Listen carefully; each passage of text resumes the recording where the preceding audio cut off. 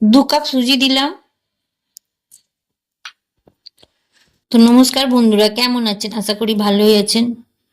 আমি আর একটা নতুন রেসিপি নিয়ে চলে এলাম ওই মিক্সড উইথ সুনিতা চ্যানেলে। তো এটা হচ্ছে একরকম পিঠে বানাচ্ছি। এটা কি পিঠে বানাচ্ছি সেটা পরে বলছি। তো আমি 2 কাপ সুজি নিয়েছি, এই দেখুন। এখানে ময়দা নিয়ে নিয়েছি। তো আমি 2 কাপ সুজি নিয়েছি বলে আমি 4 চামচ ময়দা দেবো। তো 1 চামচ, 2 চামচ, 3 চামচ, এই 4 চামচ ময়দা দিয়ে দিলাম। তো আমি এখানে সুজি আর ময়দা, তো সুজি 2 কাপ বলে আমি 4 চামচ ময়দা দিয়েছি। যে হিসেবে আপনারা সুজির কাপ মেপে নেবেন সেই হিসেবেই ময়দাটা দেবেন।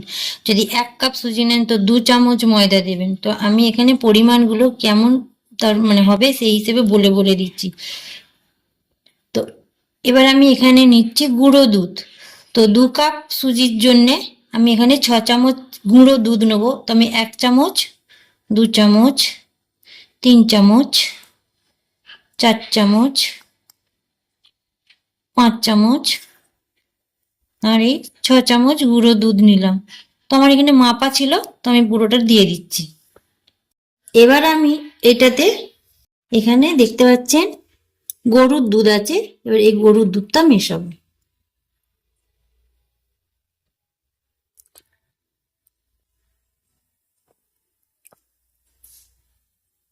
তো সবটাই পরিমাণ মতন। তো 2 কাপ সুজিতে আমি এই 1 কাপ গরুর দুধ দিলাম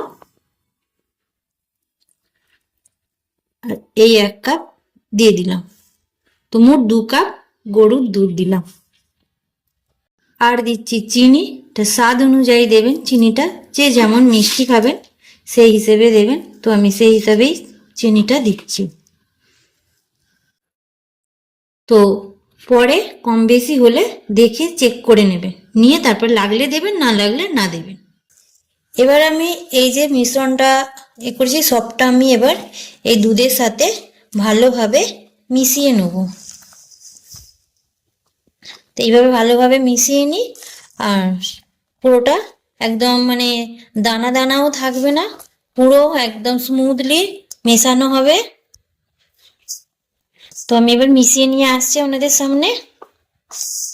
তো দেখুন পুরো আমার মিশ্রণটা একদম পুরো মিশে গেছে দুধের সাথে।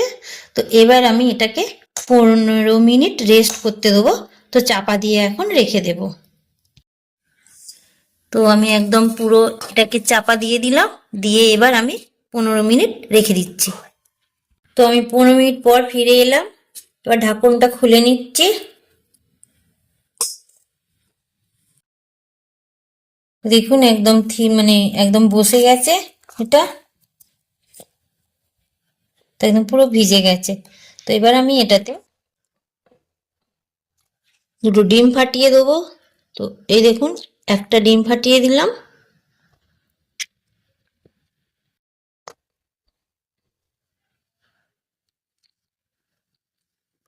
আরও একটা ডিম ফাটিয়ে দিলাম। আর এর সাথে আমি বেকিং পাউডার দিচ্ছি। তো আমি 1 চামচের মতন বেকিং পাউডার দিয়ে দিলাম।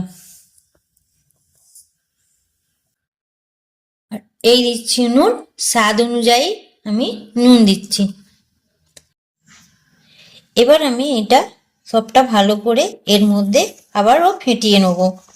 তো ভালোভাবে ডিম, ময়দা, বেকিং মানে পাউডার আর সুজি, যা যা উপকরণ লাগবে দেখিয়েছি সব উপকরণ একসাথে এর সাথে ভালোভাবে আমি ফেটিয়ে নেব। তো দেখুন একদম মানে একদম কিচ্ছু থাকবে না, এমনভাবে ফেটাতে হবে পুরো মিহি, মানে মিহি বলতে কি একদম কোনো গাঁট ফাট কিচ্ছু থাকবে না। তো এটা ভালো করে ফেটিয়ে নিই। তো দেখুন একদম ফেটানো হয়ে গেছে, দেখতে পাচ্ছেন এই পর্যায়ে হবে। তো এটাকে আমি আবারও চাপা দিয়ে রাখবো 5 থেকে 7 মিনিটের মতো। তো এটা আমি আবার চাপা দিয়ে দিলাম, 7 মিনিট পর ফিরে আসছি। তো আমি গ্যাসটা জ্বেলে নিচ্ছি আর একটা বড় টোপ বসিয়ে দিলাম। এদিকে আমি 1 লিটার দুধ নিয়েছি, এই দুধটা আমি এবার গরম করতে দেব। তো আমি টোপটাতে দুধটা ঢেলে দিচ্ছি। তো আপনারা ভাববেন যে 1 লিটার দুধ আর এত বড় টোপ, কেন কি এটাতে একটু জল মেশাবো দুধটায়, আর যে জিনিসটা হবে সেটাই দুধের মধ্যে দিয়ে ভেজাতে হবে, তাই জন্য আমি একটু বড় জায়গা নিয়েছি। তো দুধটা ফুটুক।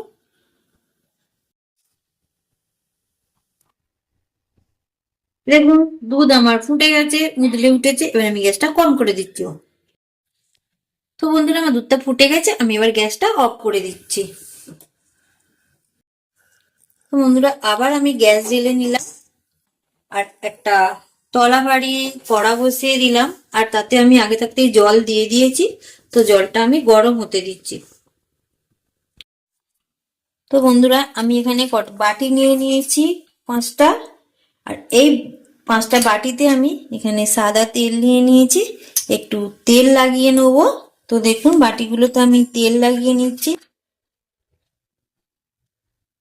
তো আমার বাটিগুলো একটু সাইজ এক নেই, ছোট বড়।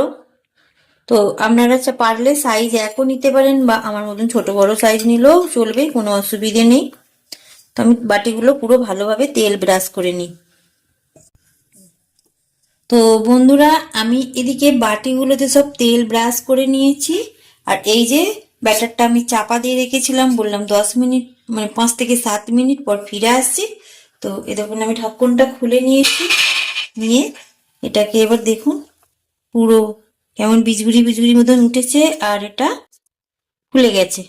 তো এবার আমি এটা কি করব দেখুন, এইখানে আমি এলাচের গুঁড়ো গুঁড়িয়ে রেখেছিলাম, সেই এলাচ গুঁড়োটাও দিয়ে দিলাম, দিয়ে এবার এটাকে ভালোভাবে মিশিয়ে নেব। আমার এলাচ গুঁড়োটা মিশানো হয়ে গেছে।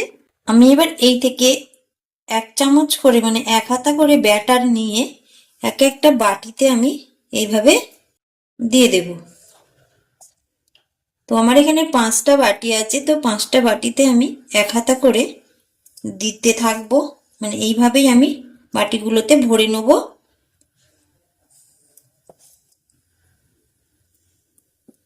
তো দেখুন বন্ধুরা আমার সব কটা বাটিতে ভরা হয়ে গেছে, দেখুন ভরে নিয়েছি সব কটা বাটিতে।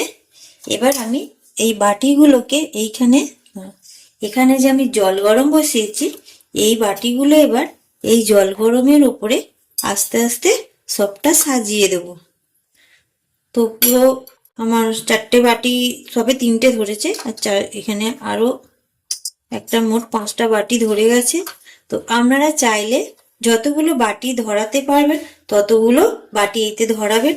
তো আমার এতেই 5টা ধরেছে, আমার ধরছে না, এবার আমি এটাকে চাপা দিয়ে দেবো। তো এবার আমি এখানে একটা ঢাকন দিয়ে দিলাম, এবার গ্যাসটাও পুরো কমিয়ে দিয়েছি। এটা ভাপ ধরবে, ভাপে এই জিনিসটা তৈরি হবে। তো বন্ধুরা আমি আবার ফিরে এসেছি, এবার ঢাকনটা খুলে নিচ্ছি। তো দেখুন পিঠেগুলো একদম ফুলে টুম্বুর হয়ে গেছে, এবার এগুলোকে আমি নামিয়ে নেব।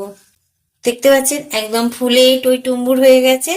তো আমি এগুলো এবার সব কটা একটা একটা করে নামিয়ে নেব। তো আমি নামিয়ে নিচ্ছি বন্ধুরা।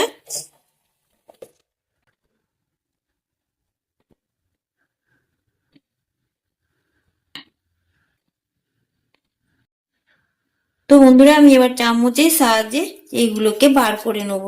তো দেখুন বন্ধুরা কি সুন্দর একদম উঠে গেছে, পুরো গোল বলের মতন লাগছে, দেখতে পাচ্ছেন। তো এগুলোকে আমি এবার একটা জায়গায় রাখছি। তো আমি এই জায়গায় আস্তে আস্তে সবকটাকে খুলে এবার রেখে দেব। তো দেখুন আবার একটা খুলছি আমি।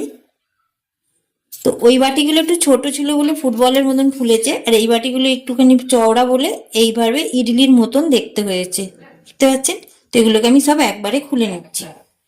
আমি যেই বাটিটাতে যে পিঠেগুলো বানিয়েছিলাম সেই বাটিতে আবার আমি এইভাবে তেল ব্রাশ করে দেবো।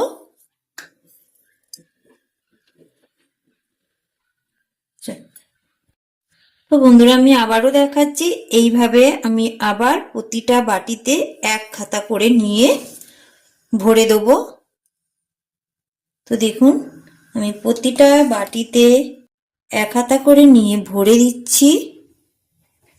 তো একটু কানা উঁচু বাটি হলে খুবই ভালো হয়, কেন কি এটা ফুলে যাচ্ছে, তো ফুলে যাতে না উপজে পড়ে যায়।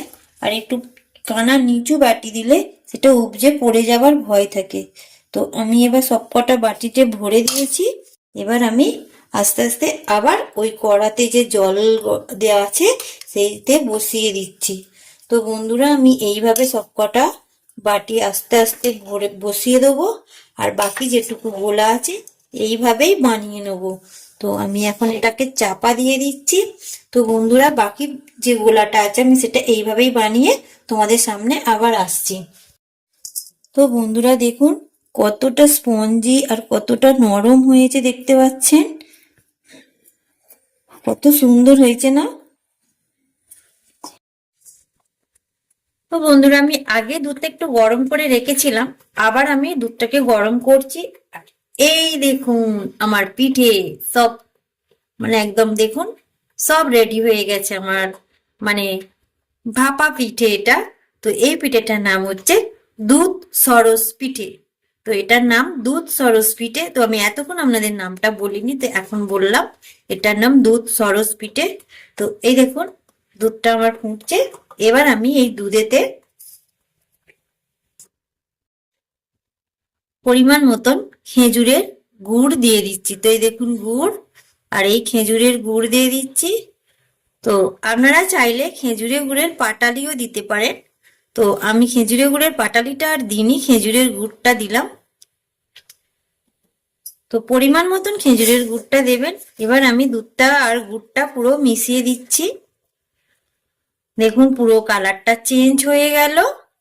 এবার আমি এই দুধটাতে এই যে আমি পিঠেগুলো পড়ে গেল, এই যে পিঠেগুলো বানিয়ে রেখেছি এই পিঠেগুলো এবার একটা একটা করে এই দুধেতে দিয়ে দেবো। তো আমি একটা একটা করে এই দুধেতে পিঠেগুলো দিয়ে দিই। তো বন্ধুরা আমার এই রেসিপিটা যদি তোমাদের ভালো লেগে থাকে তাহলে লাইক, শেয়ার, কমেন্ট আর সাবস্ক্রাইব করবেন।